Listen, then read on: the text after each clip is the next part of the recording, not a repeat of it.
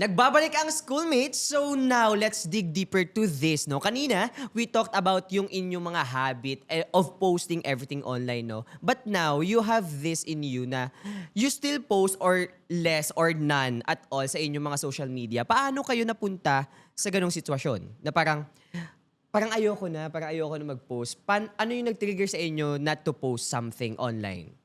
Yes.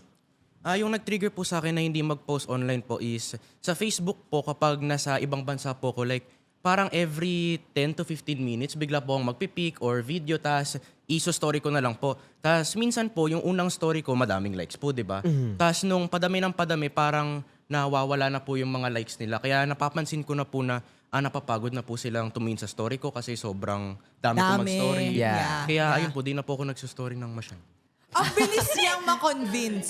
Yun talaga yun, guys. Mga 10, tas none at all.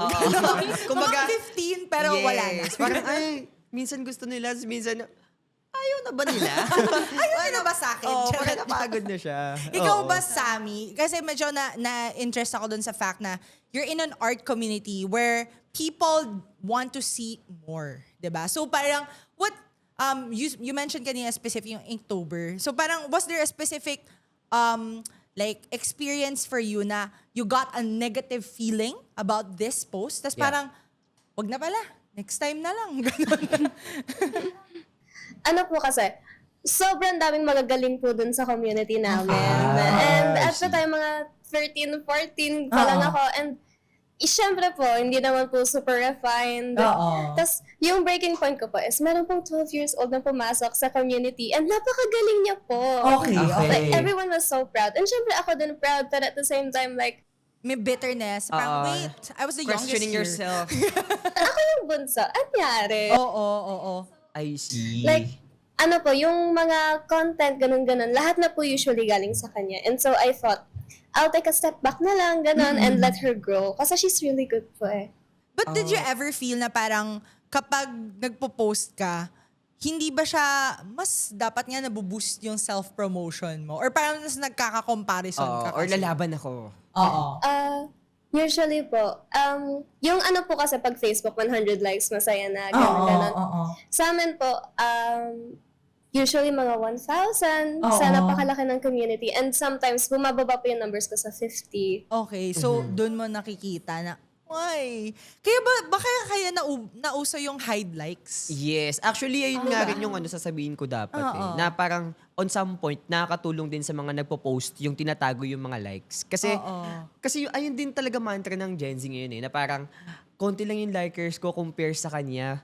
Ayoko na lang mag-post. Ganun kasi yun, na parang imbes na ma-build yung confidence natin to post more, to post anything about yourselves para ma-boost pa yung gusto natin and para makapag-engage pa ng mga audiences online. Nasa stop tayo. Kasi kino-compare natin yung sarili natin sa iba. So, nakakasad lang na sana sa mga schoolmates natin, no, if proud ka sa mga pinopost mo online, so be it. Kahit may mga friends ka or some circle sa'yo na mas maraming likes or what. So what? At least na-post mo yung mga gusto mo. And still, may mga gusto pa rin ng art mo or sa mga post ninyo. Yeah. So, sa inyo, would you say, ano yung pinaka-turning point ninyo na it's okay to stop? And at the same time, parang, what is that one thing you're looking for you guys to be a chronic poster again? Or do you think you've left that life behind? Tingin nyo ba parang, hindi, okay na, I'm fine not posting so much online? Yes. I'd say po, personally po, I stepped down po kasi for personal reasons kasi nakakapagod po talaga siya. Yes. Kasi, I mean, ako po, determined po talaga ako mag-post like every single day.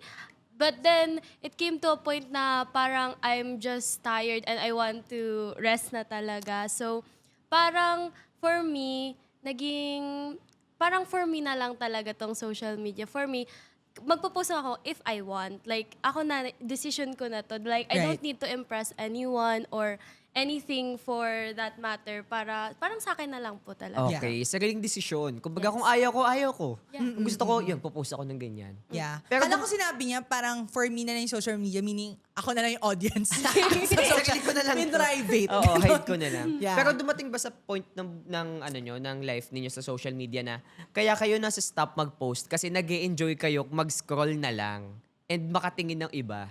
Dumating ba sa inyo yun or ako lang yun? Sino ba talaga ang Kasi- consumer yes, dito, ikaw ba? Charis? Siguro po, I'd say ganyan po sa TikTok. Yeah. Kasi dati po nagta-trending yung mga dances and nagjo-join in po kayo talaga sa trend na yun.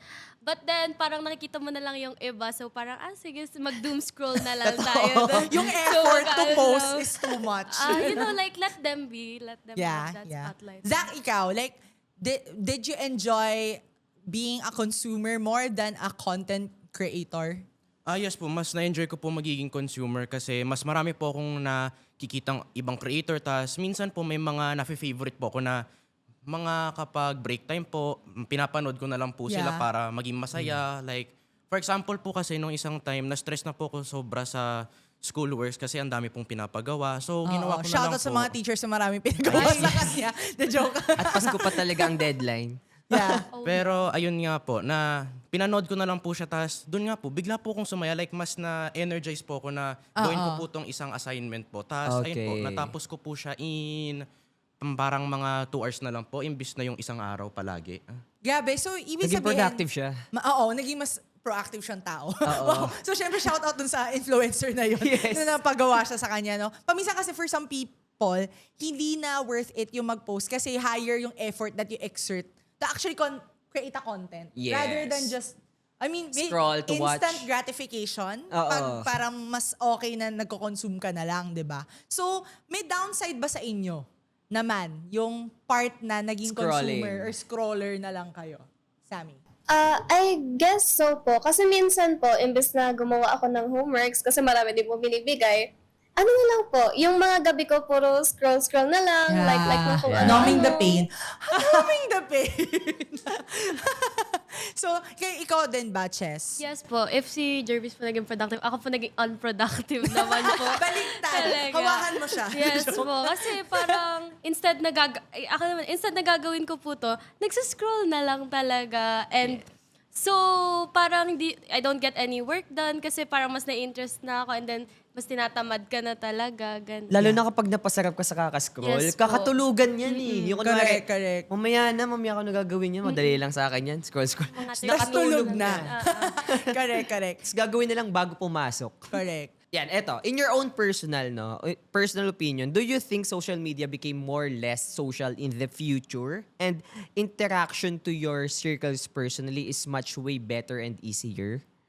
So, I think where the question is coming from is, tingin nyo ba, with all the experiences you Yeah. have, is it less social to be in social media?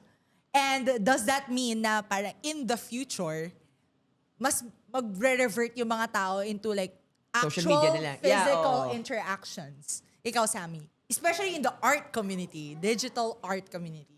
Yeah. Sa digital art community, meron po kasi minsan mga gatherings, art Yeah. nights, ganun. And it's very fun for me.